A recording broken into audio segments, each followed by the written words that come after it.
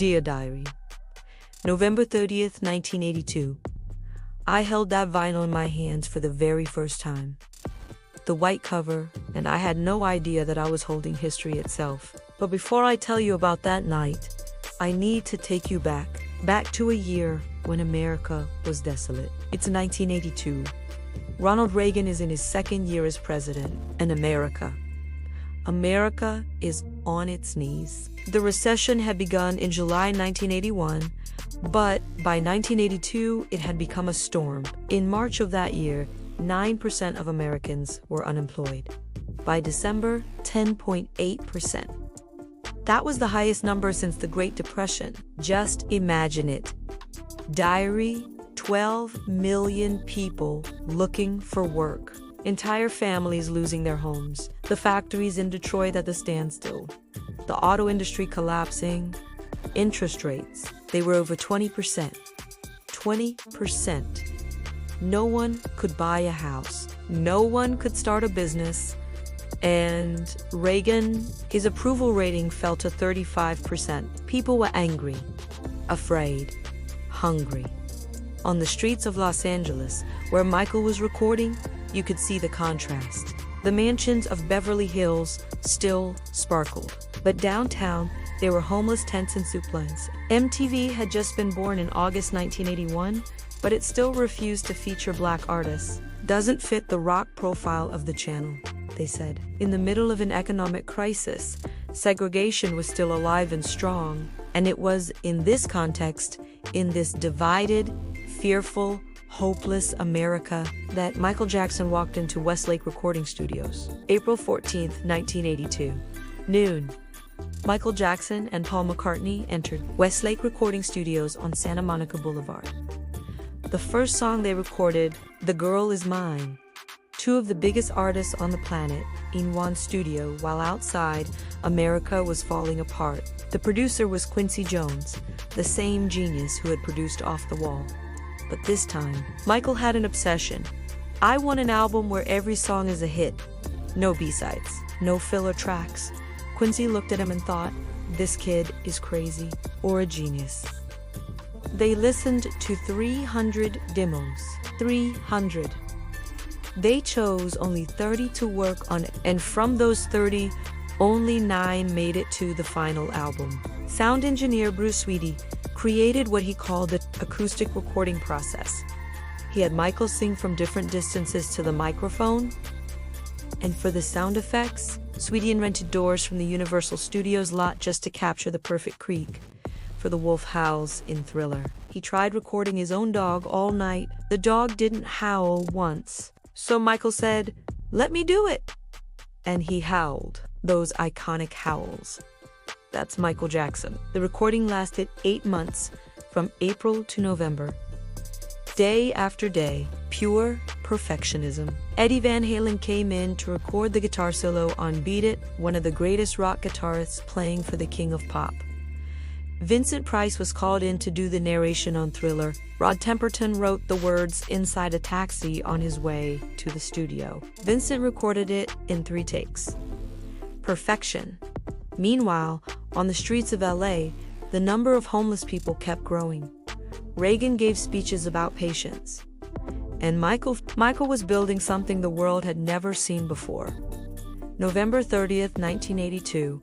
The album was released, and you know what happened? Almost nothing. No explosion, no frenzy. People were too busy trying to survive.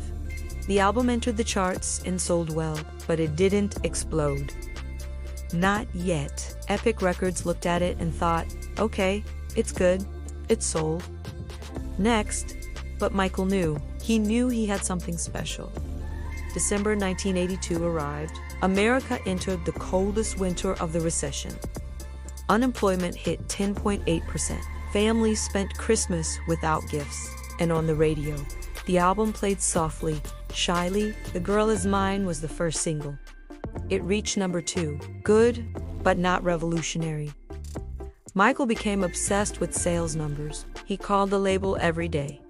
How many copies did we sell today? Where are we on the charts? It was an anxiety no one could see. On the outside, the king of pop. Inside, an artist afraid his dream might not come true. Christmas 1982 was hard for America. In modest homes, the trees had few presents. But here and there, under a tree, there was a white cover with orange stripes, a special gift, a vinyl record, a bici av hopi, and on the radio, quietly, hidden among Christmas songs, The Girl Is Mine played. Michael waited. The world waited, not knowing that something was about to change. Because in January, everything would explode. Thanks for watching, and don't forget to subscribe for more stories like this. Dear Diary, ... Last week I told you about the end of 1982, the release no one noticed. America was broken, out on the streets, without hope. And Michael Jackson was waiting, anxious, calling the record label every day. How many copies have we sold? Where are we on the charts? December came and went. The coldest winter of the recession, families without gifts. But here and there, under a modest Christmas tree, there was a white cover. And then January arrived and everything changed.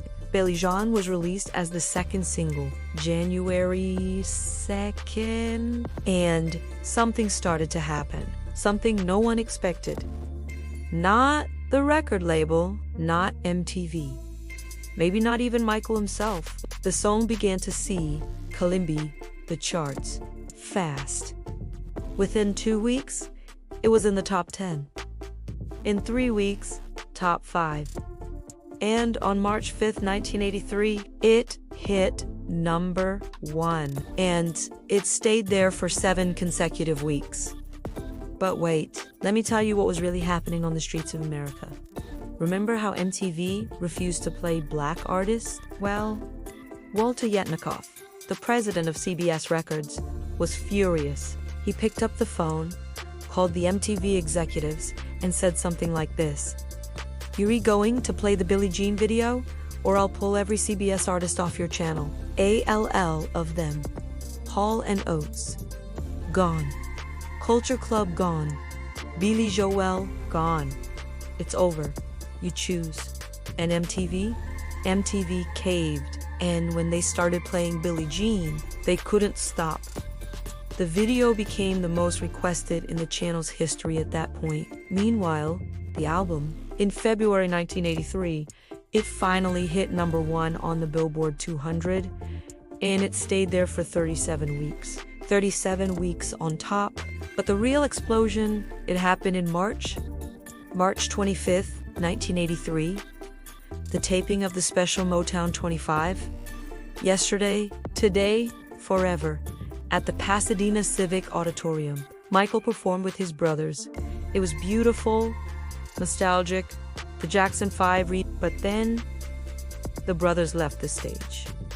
The lights dimmed. Everyone thought it's over. And suddenly, the beats of Billie Jean burst through the speakers, and Michael came back alone. Black sequined jacket, white socks, that glove, and the hat. And at 2 minutes and 30 seconds into the song, he did something no one had ever seen before. He slid backwards, as if gravity didn't exist. The moonwalk? The special didn't air until May 16th, almost 2 months later. But when it did, 47 million Americans watched. And the next morning, America had changed. Album sales exploded from 200,000 copies a week to 1 million a week. Stores couldn't keep the album on shelves. People lined up. Fights broke out. Albums sold out in hours. Beat It was released next. It hit number 1. 7 singles from the album, ALL in the top 10. Something that had never happened in music history. Michael Jackson wasn't just at the top of the charts, he was American culture.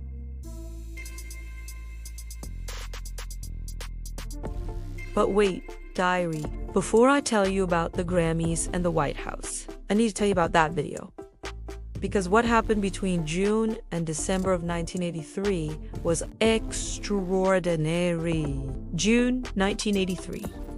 The album had just been dethroned by the Flashdance soundtrack. For the first time in months, Michael wasn't number one. And Michael became obsessed with reclaiming the top spot. He called the Epic Records executives and said, "We need to do something no one's ever done." The song wasn't even planned to be a single. It was the 7th track on the album. But Michael had a vision. He'd watched An American Werewolf in London, a horror comedy by John Landis. And he thought, what if I made a video like that? What if I made a short film? But there was a problem. Epic Records didn't want to pay. They had already done videos for Billie Jean and Beat It. Enough, they said. So Michael and John Landis had a brilliant idea. They made a deal. MTV and Showtime would each pay $250,000 for the rights to air the making of Thriller, a 45-minute behind-the-scenes documentary. And with that money, they funded the video, which ended up costing $500,000. At the time, it was the most expensive music video ever made. October 1983. Filming in Los Angeles. The video wasn't just a video. It was a 14-minute short film with a script, with actors, with special effects makeup by Rick Baker, the same artist who'd won an Oscar for An American Werewolf in London. The iconic zombie dance, filmed on an industrial street on East Union Pacific Avenue in Boyle Heights, and the haunted house at the end. That eerie Victorian house, it's real. Located at 1345 Carroll Avenue in the Angelino Heights neighborhood of Los Angeles, a house from 1887. And you know what's fascinating? That house still exists. Even today, 40 years later, fans visit that street, especially on Halloween. But then, something happened that almost destroyed everything. Michael was a Jehovah's Witness. His mother, Catherine, had converted in 1963. Juanji was only 5. And Michael took his faith very seriously. When the church elders saw the video, they were furious. Demonism, they said. Occultism. This goes against Jehovah's teachings. They threatened to disfellowship Michael Poe. And for a Jehovah's Witness, disfellowshipping means your own mother can't talk to you. It means you're lost forever. Michael panicked. He called John Landis, crying, "No one can see this video, ever. Destroy the tapes. Destroy everything." Landis wisely hid the film reels. He knew it was too special to destroy. And then he had an idea. What if we put a disclaimer at the beginning? And that's exactly what they did. If you watch the video today, you'll see, right at the start, a message. Due to my strong personal convictions, I wish to stress that this film in no way endorses a belief in the occult. That line saved the video. November 14th, 1983. Private screening at the Crest Theater in Los Angeles. Who was there? Diana Ross, Warren Beatty, Prince, Eddie Murphy. Michael stayed in the projection booth. Refused to sit with the audience. He was nervous. The video ended. Silence, and then the audience stood up, cheering a standing ovation. Eddie Murphy shouted, "Play it again!" And they did. December 2nd, 1983. The video premiered on MTV. The first ever world premiere video in the channel's history. And the impact, immediate. MTV would announce when it would play again. Viewership was 10 times higher than normal. The Making of Thriller documentary was released on VHS and sold 1 million copies. Unheard of. And the album climbed back to the top. With force. The video wasn't just a video. It was the one that proved pop music could be cinema. In 2009, the United States Library of Congress declared it the most famous music video of all time and added it to the National Film Registry, the first music video in history to receive that honor. But the price Michael paid was high. The tension with the church only got worse. In 1987, Michael officially disassociated himself from the Jehovah's Witnesses. He left the faith, and that broke his mother Catherine's heart. Michael later said, "When I did certain things in the past that I didn't know were against the religion and I was reprimanded for them, it almost destroyed me." But he had made a choice between his faith and his art, and he chose art. February 1984. The album was officially recognized by the Guinness World Records as the best-selling album of all time, and then came Grammy night, the 1984 Grammy Awards. Michael Jackson was nominated in 12 categories. 12, an absolute record, and he won 8 Grammys in a single night. The Washington Post wrote, "It wasn't the Grammy Awards, it was the Michael Jackson Show." At only 25 years old, Michael became the third youngest artist in history to win Album of the Year. But you know what really mattered? It wasn't the awards, it wasn't the sales numbers, it was what all of that meant. Michael Jackson had broken every racial barrier in the music industry. In 1984, Ronald Reagan invited Michael Jackson to the White House. For the first time since the Beatles, an artist had the power to sit with the president. But unlike the Beatles, Michael was black, and that changed everything. The album has sold 70 million copies to this day. Some say 100 million, but the numbers don't matter. What matters is this. In a year of despair, 1982, Michael Jackson created hope. In a divided country, he created unity.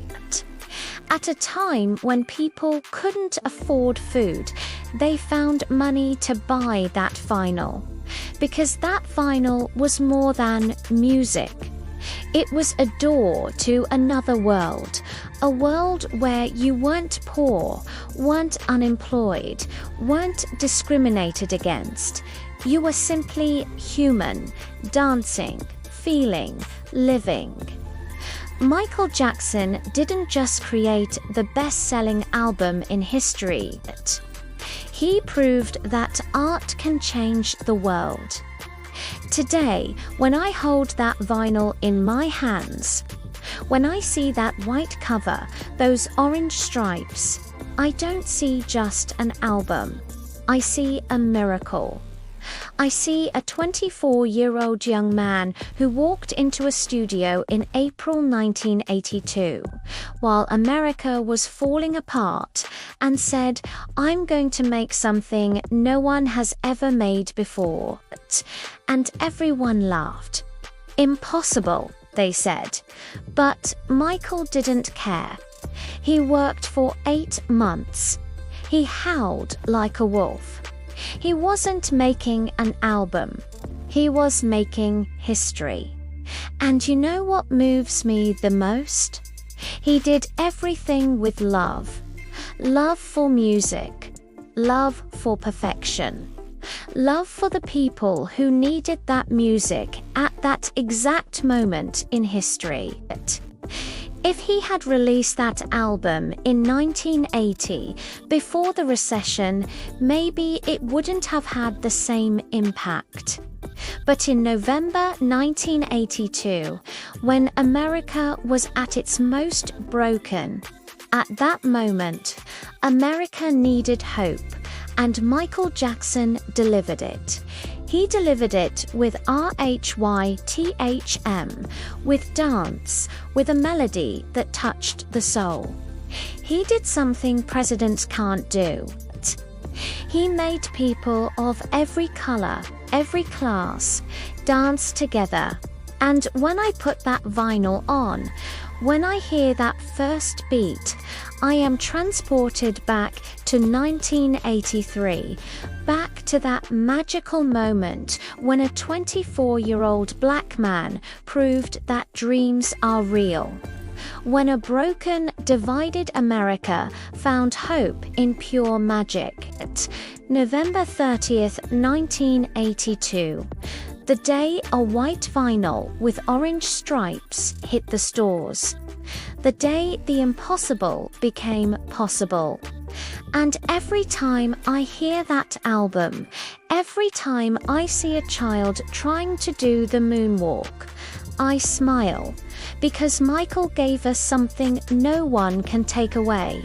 He gave us proof that art triumphs, that music heals, that dreams are possible, even when the whole world says they aren't.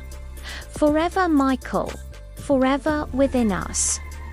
Thanks for watching.